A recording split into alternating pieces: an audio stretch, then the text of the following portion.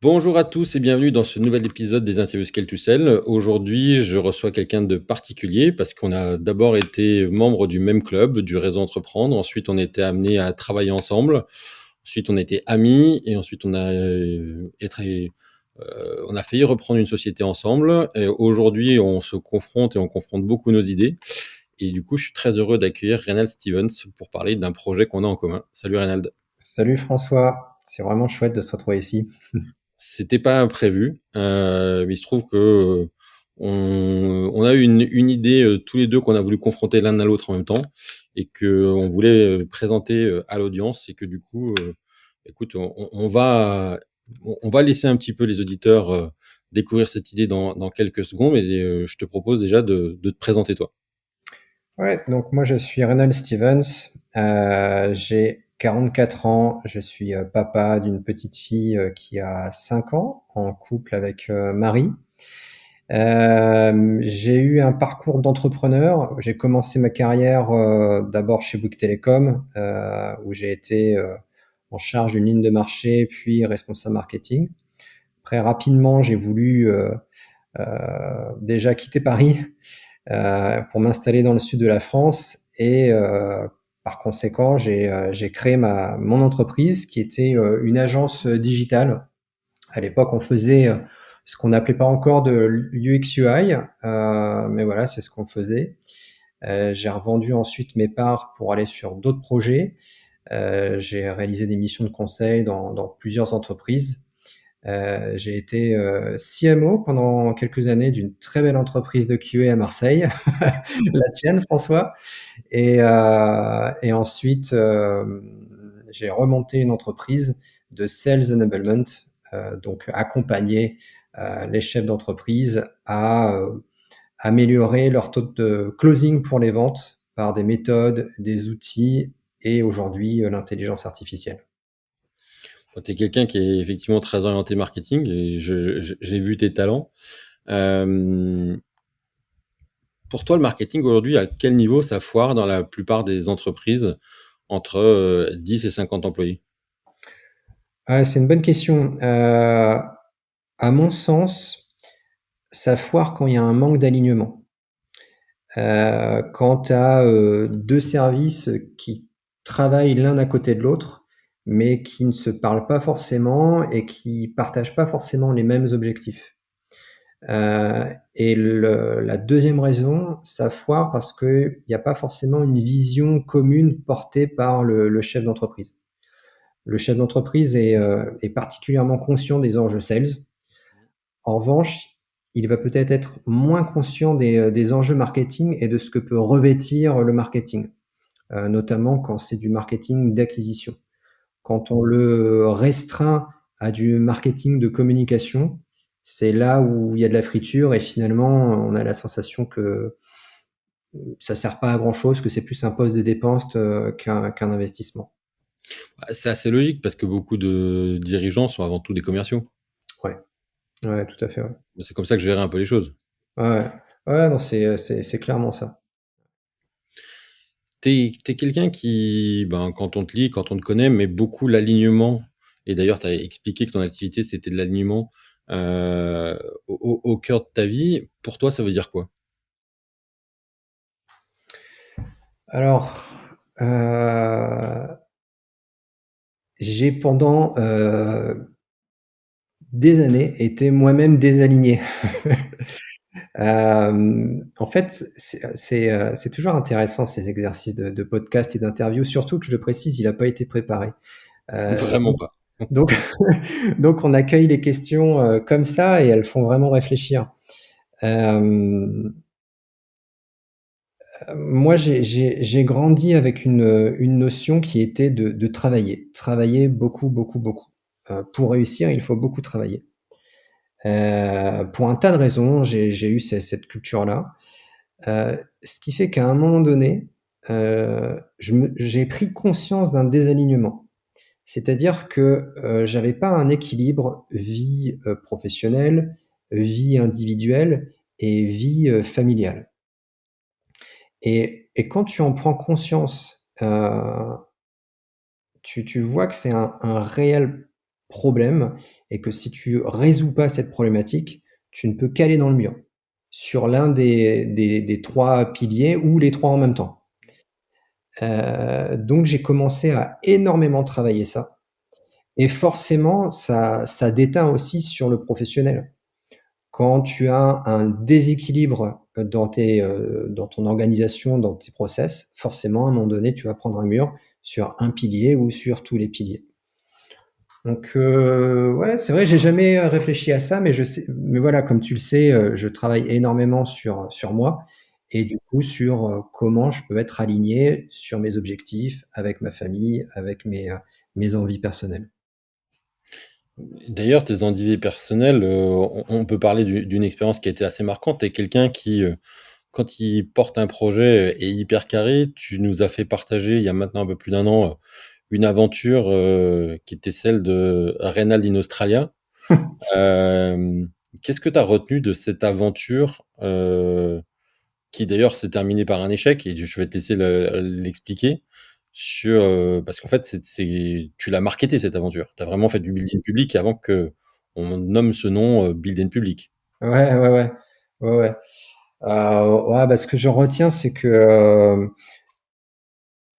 tu maîtrises pas tout et qu'il faut l'accepter et que le plus important, c'est de rien regretter.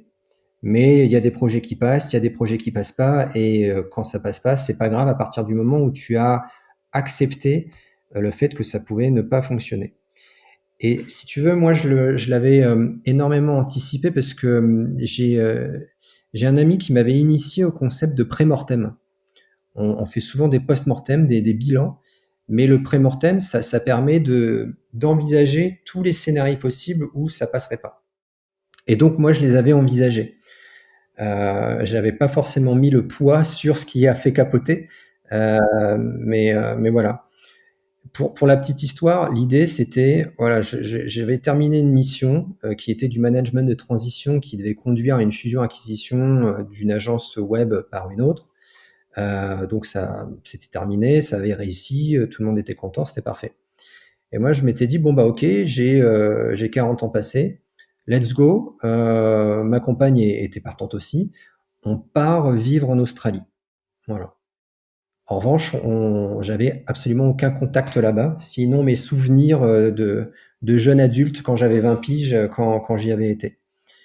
Et du coup, je décide d'y aller, tout seul pendant 3 mois et je prospecte, à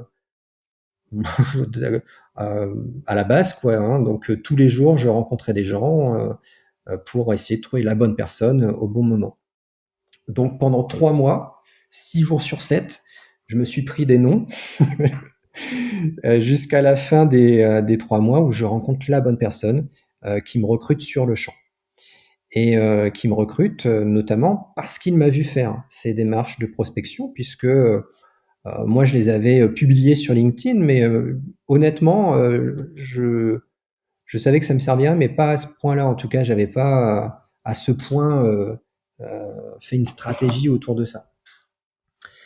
Et donc voilà, donc je suis recruté, j'ai un contrat de travail, tout le monde est content. Et long story short, les visas sont jamais arrivés. Donc on a fait, je pense, et moi et l'entreprise, l'erreur de croire que ça irait vite et normalement. Et ce qui devait, se faire en 4 semaines, au bout de 8 mois, on n'avait toujours pas de nouvelles de l'immigration. Et donc naturellement, l'employeur a baissé les bras et a dit: «Bah, on arrête là». Et ce que je peux comprendre, hein, enfin ce que je comprends tout à fait d'ailleurs, aucune entreprise peut attendre 1 an avant de faire venir quelqu'un, surtout que mon job, c'était un job de commercial, quoi. Je devais, développer une nouvelle business unit là-bas, donc voilà. C'est pas trop à distance. Non, non, non. Non, non, ça se fait pas à distance. Et du coup, bah, voilà, ce que j'en retiens, c'est que, que le plus important, c'est de mettre toute ton énergie dans le projet, ne rien regretter et il y a toujours un facteur chance. Voilà. Les projets, c'est toujours comme ça, c'est beaucoup, beaucoup de travail et un peu de chance. Bon là, en l'occurrence, j'ai pas eu Pas le de petit chance. facteur de chance. Mais on sait pas, après peut-être que, la vie est bien faite, hein, peut-être que que c'était pas pour nous ce projet-là et on a fait d'autres choses ici en France avec ma famille et ma compagne qui ont eu énormément de valeur pour nous. Donc c'est le principal. En discutant, il y a pas longtemps, on s'est aperçu qu'on réfléchissait au même sujet, qui est d'ailleurs très lié à ce que tu viens de dire. C'est, comment des entrepreneurs, des dirigeants peuvent se préparer à vivre accélérer sur la fin de l'année, une année qui a été, difficile parce qu'un peu molle en début d'année avec des start and stop, un environnement qui est plutôt incertain sur l'année 2026 et on s'est dit, comment on peut, animer un groupe puis en fait des groupes au final sur cette préparation-là et comment on travaille aussi, un mot que tu as pas dit, mais la force mentale de l'entrepreneur, et puis faire le lien entre le sport, l'hygiène de vie et le métier de dirigeant. Et bah, du coup, je vais te laisser un peu expliquer, la conclusion de cette discussion. Mais c'est marrant, on a eu cette idée en même temps et bah, du coup, je te laisse présenter ta vision, puis après je raconterai aussi mes détails. Ouais, ça fait un moment que ça me travaille, cette idée-là et je suis heureux de la concrétiser avec toi. Hem, le côté force mentale, c'est quelque chose qui me suit depuis que j'ai, 20 ans et dans ma vie personnelle, j'ai eu, une succession de drames, qui m'ont construit, pour le meilleur et pour le pire. À l'époque, j'avais pas du tout été accompagné, donc j'ai fait comme je pouvais et du coup, je me suis, réfugié dans le travail. Donc ce qui a été très bien, c'est que ça m'a permis d'être résilient et de me construire une force mentale pour affronter, les difficultés. Mais d'un autre côté, je sacrifiais, un équilibre. J'ai continué dans ma vie. Hem, lorsque j'ai, arrêté ma première expérience entrepreneuriale, je me suis retrouvé un petit peu, désœuvré, on va dire et en même temps un champ des possibles qui était, assez important. Donc là encore, j'avais un petit, désaxage, on va dire et cette fois-ci, c'est vraiment, ouais, le sport qui m'a donné une forme de discipline, que je fais toujours d'ailleurs et même plus que jamais depuis, quelque temps. Hem et le dernier point, le déclencheur qui m'a permis vraiment de me réajuster, ça a été un une traversée que j'ai réalisée avec les équipes de Børge Ousland, qui est un explorateur norvégien et je me suis déconnecté, complètement pendant 10 jours.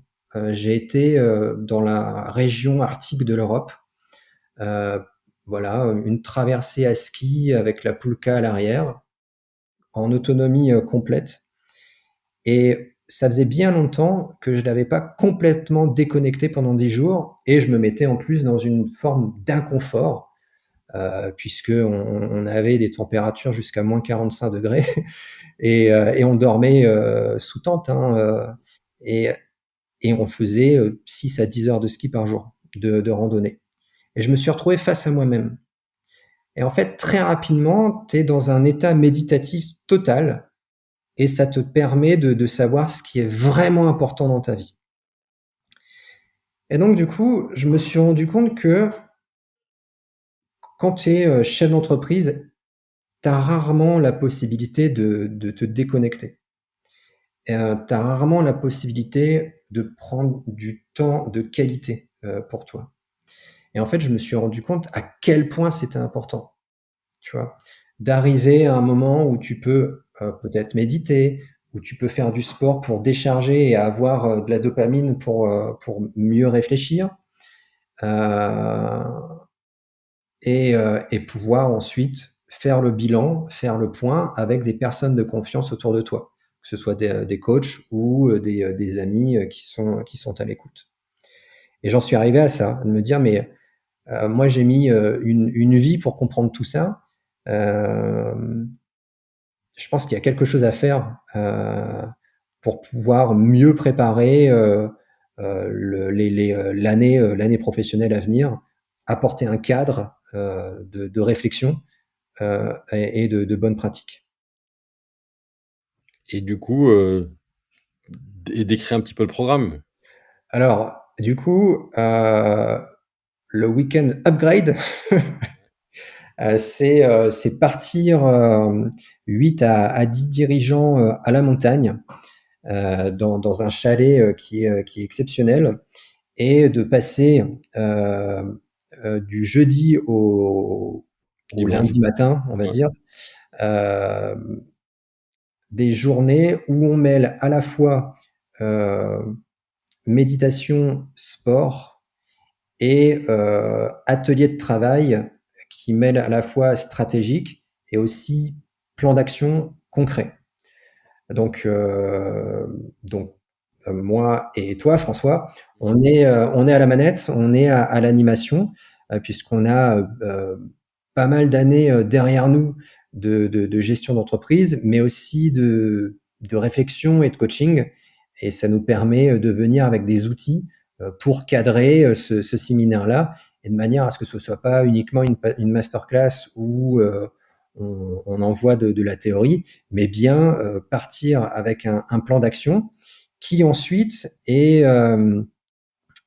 suivi par des sessions de coaching qu'on aura avec les participants tout au long de l'année.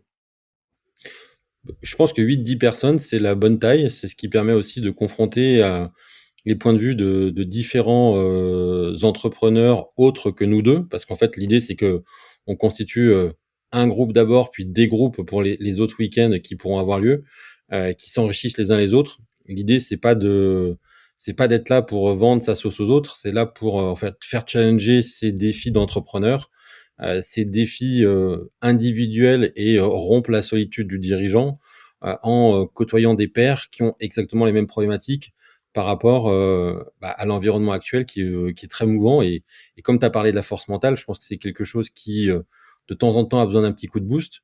Moi, je sais que la montagne, c'est moi qui ai suggéré l'idée sur le fait de partir à la montagne, quand toi, tu as suggéré l'idée du sport. Naturellement, les grands espaces, c'est quelque chose qui apaise. Les grands espaces, c'est quelque chose qui amène à se dépasser. Et donc, du coup, on va gravir aussi bien des montagnes physiques que des montagnes perso dans ce week-end-là. Hmm. Ouais, ouais. Et on ne l'a pas précisé, ça se déroulera du côté de Megève. Donc c'est quand même Exactement. L'idée, c'est aussi sympa. de mélanger un petit peu l'art de vivre avec l'art de la stratégie, l'art du marketing et l'art de la guerre entrepreneuriale. Hmm, hmm. Toi, comment tu aurais accueilli cette proposition si tu avais été dirigeant aujourd'hui et qui- qu'est-ce qui t'aurait fait pencher dans la balance pour rejoindre un groupe comme ça? Ah bah, déjà, c'est le fait de rejoindre un groupe. Quand ça, c'est pareil, quand j'étais jeune entrepreneur, je l'avais pas forcément bien saisi, mais le fait de savoir s'entourer et le fait de pouvoir discuter avec des pairs, c'est une force qui est incroyable. Parce que c'est pas forcément ce genre d'initiative, c'est pas forcément un week-end one shot. C'est des gens que tu vas pouvoir continuer à, à côtoyer par la suite. Tu vois, si je reprends mon exemple de traversée nordique, euh, c'est des gens avec lesquels on a partagé un moment si fort qu'aujourd'hui on continue de se parler.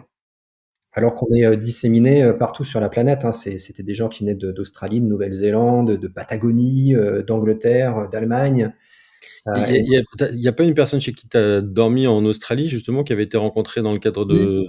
Ouais. ouais, ouais, c'est ça. Ouais, ouais, ouais. Donc forcément, tu crées des liens dans ces périodes courtes mais intenses.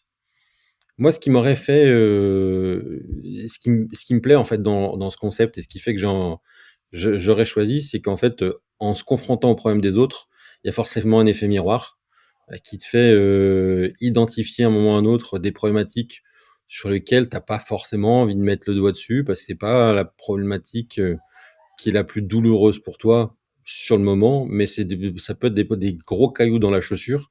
Et en fait, le fait de voir ce que quelqu'un dans le groupe ose ou arrive à exprimer, l'identifier chez soi, c'est toujours quelque chose d'hyper puissant. Ouais, non, c'est clair. L'effet de groupe, est un puissant moteur, pour ton développement personnel. Et puis je pense que l'effet de groupe, dans le cadre de développement de l'entreprise, ce qui marche dans un secteur et qu'on pense, complètement, non adapté à sa propre, entreprise, bah, quand on le teste, on est souvent un peu étonné de voir que, il y a pas beaucoup de différence. Même si on se pense, être dans un domaine bien particulier, des petites choses, des petits tips, qui peuvent, être des pratiques, habituelles dans un domaine particulier sont, en fait hyper efficaces dans un domaine qui n'a rien à voir. Ouais. Ouais, non, c'est clair. En tout cas, ouais, moi, je me réjouis d'organiser ce week-end-là. Ouais, ça fait tellement longtemps que je pense à faire ça, comme quoi il faut vraiment parler toujours de ses idées à tout le monde, quoi, parce que, ça peut résonner et ça peut, du coup, se mettre en œuvre, comme ça. Ouais, j'ai une petite pensée pour quelqu'un qui s'appelle Virginie hier qui me posait la question, «Comment tu fais du réseau et pourquoi tu fais du réseau?» Et je lui disais, moi, il y a une des et comment tu entretiens ton réseau? Je dis: «Bah, moi, une des raisons souvent de prendre contact avec des gens, c'est pour faire challenger des idées». Et bah, je pense qu'en fait, c'est exactement l'exemple. On a voulu challenger tous les 2 une idée qu'on a eu en même temps. Il se trouve que c'était la même, on a eu de la chance. Et ça a débuté sur un projet, mais voilà. Qu'est-ce que tu dirais en fait, comme c'est toi et moi qui allons accompagner en fait, ce groupe, qu'est-ce que tu dirais à un participant ou on va dire à quelqu'un qui se pose la question pour lui donner, envie de venir te rencontrer toi, Reynald? Elle est piégeuse cette question, hein. Ah, elle est Je savais pas piégeuse, préparé. elle est piégeuse, hein, parce que, notre culture française fait que, on se peut pas se mettre en avant. Hem, Bah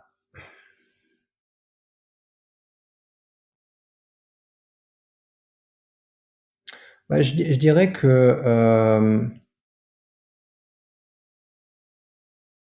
outre mon parcours professionnel, heu, qui est ce qu'il est, et qui, voilà, et qui reste, peut-être, une source d'intérêt, pour pouvoir, se comparer, c'est aussi un moment où on peut s'ouvrir, les uns aux autres, dans un espace de sécurisé, on va dire. Et je pense que moi, sur un moment comme ça, un week-end comme ça, heu, je me sentirais suffisamment à l'aise pour m'ouvrir, chose que je ne ferais pas, dans un autre contexte.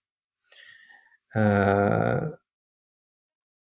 donc je dirais que, si quelqu'un est en recherche à la fois, d'authenticité, heu, dans un cadre sympa, heu et aussi et également de compétences pour pouvoir s'enrichir, ouais, bah, ce sera le bon endroit et peut-être que je serai la bonne personne. Moi, bon, ta réponse m'a laissé le temps de réfléchir un peu. Je vais essayer de la formaliser. Mais moi, j'aurais tendance à dire, pourquoi venir me rencontrer dans ce week-end? Euh, je pense que ces dernières années, bah, j'ai eu la chance de vivre une aventure entrepreneuriale exceptionnelle. J'ai surtout compris en fait ce que pouvait être l'instabilité et heu et en fait, de perdre ses repères, suite à une vente, mais ce qui peut être suite aussi à une hypercroissance, qui peut être aussi suite à différents événements de la vie, t'amène à te confronter à toi-même. Et je pense que dans ces 5 dernières années, c'est là où j'ai peut-être le plus progressé. C'est que j'ai appris à me connaître avec différentes personnes qui m'ont accompagné, différentes personnes qui m'ont challengé, différentes personnes qui m'ont fait confiance ou au contraire différentes personnes qui ne m'ont plus fait confiance. Et je pense que c'est ce questionnement intérieur de l'entrepreneur qui est souvent très sûr de lui ou qui par moment a des doutes que je vais pouvoir générer chez quelqu'un pour l'amener à se poser les bonnes questions sur pourquoi il est encore dans ce projet, pourquoi il est encore dans son projet entrepreneurial, qu'est-ce que signifie ce projet sur la suite, et de quelle façon il a envie de le poursuivre, de quelle façon il a envie de traverser 2026 avec succès et quels sont les critères de succès qu'il va définir. Parce qu'en fait, le succès de 2025, c'est pas forcément les mêmes critères que les critères de succès de 2026. Ouais. On va arrêter cet épisode là, mais je fais toujours un petit quiz, donc il n'y a pas de raison que tu passes pas, que tu passes pas ce petit quiz de fin de podcast. Est-ce que toi, tu es plutôt thé ou café? Je suis thé et je suis café latte glacé l'été. T'en prends combien de thé par jour? 2. Ça va, c'est raisonnable. Ah, je me limite. Quel est ton mot préféré, Reynald? Cornebidouille. Et ça veut dire quoi? C'est un personnage en fait de livres et de contes pour enfants. Et en ce moment, je suis très cornebidouille avec ma fille. Et c'est un mot que j'aime parce que ça reflète du temps de qualité avec ma fille. Et si tu pouvais travailler avec un super-héros, et à la limite, si un super-héros pouvait rejoindre notre week-end, avec qui tu aimerais travailler?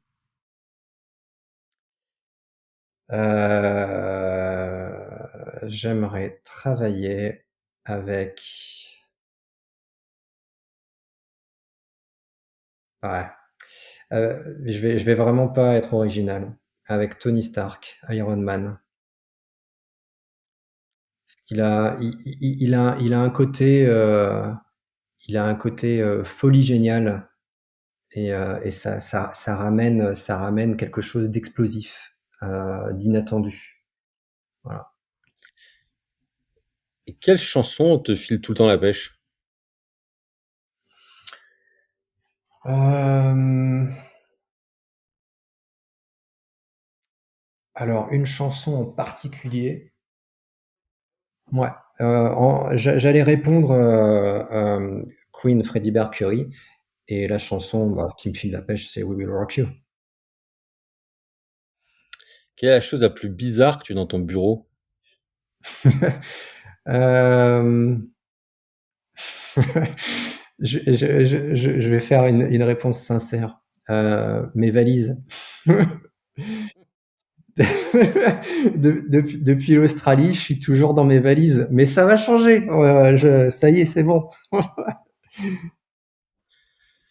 Si tu avais pu voyager dans le temps, à quelle période aurais-tu aimé entreprendre? Entreprendre. Ouais. Ou vivre?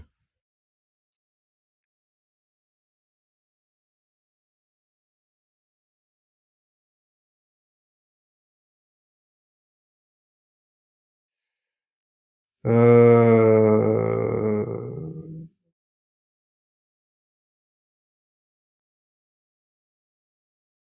Au siècle des Lumières. Et enfin, dernière question, quelle est la chose la plus bizarre que tu aies mangée pendant un repas d'affaires? Bizarre. Euh, je vais pas répondre directement à la question. Je vais plutôt raconter une anecdote autour d'un repas d'affaires. J'étais tout jeune. J'étais chez Bouygues Télécom, donc vraiment, je devais avoir 23, 24 ans. Et, euh, et j'étais avec un des patrons de la branche événementielle SNCF. Donc lui, c'était vraiment un boss, tu vois, carré. Et on était en Alsace et on mangeait une grosse choucroute, tu vois. Vraiment la grosse choucroute. Et je la trouvais délicieuse, délicieuse. Mais comme j'étais jeune, j'osais absolument pas me resservir, tu vois. Et, euh, et le patron, je sais pas comment il a fait, mais tout d'un coup, il se dit, mais tu vois, un patron très, comment dire, bien, cravate et tout. Et il dit comme ça, c'est fou, hein. Parfois, on a des repas délicieux et on n'ose pas se resservir, mais moi, je ne suis pas comme ça. Et donc il se resserre, vram, une grosse assiette. Et je le regarde et en fait, très subtilement, il venait de me faire une petite leçon en disant: «Mais fils, profite de la vie, va. On est tous pareils et remange de la choucroute et reprends une bière, on est là pour s'amuser». Et j'avais trouvé ça très classe de sa part. C'était un mec super classe. Et voilà. C'était une bonne éducation sur la vie professionnelle et l'art de la table également. Art de la table qu'il faut pas oublier parce qu'en fait, faut profiter de la vie aussi, ouais, et qu'on Exactement. n'oubliera pas dans notre week-end où, où les spécialités, Mejvan et de la montagne et de la Haute-Savoie vont être, mises en avant. Je me réjouis. Je pense que les participants peuvent déjà se réjouir d'avance. Écoute, Reynald, merci pour ton temps. Bah, merci Comment à toi. bah, écoute, voilà, maintenant, qu'on a expliqué tout ça, comment des gens peuvent s'inscrire pour venir, participer à ce week-end-là? Bah, écoute, il y a, une page, web, qui est disponible, avec un formulaire, d'inscription, donc on retrouvera, j'imagine, dans la description de ce podcast. C'est On prévu. a Et voilà, et on mettra également nos liens LinkedIn, pour qu'on puisse être contacté en message privé directement. Voilà, je pense que c'est Eh bah, le super. plus simple. Je me réjouis d'animer ce week-end et ces week-ends avec toi, parce qu'en plus, je suis sûr qu'on va apprendre beaucoup des participants qui vont venir et que je reste persuadé qu'ils vont tous ressortir transformés de ce qu'on peut leur proposer et vivre 2026 de façon sereine. Excellent, excellent. Merci à toi, François. Merci Rénal, à très bientôt. Ciao, ciao. Ciao, ciao.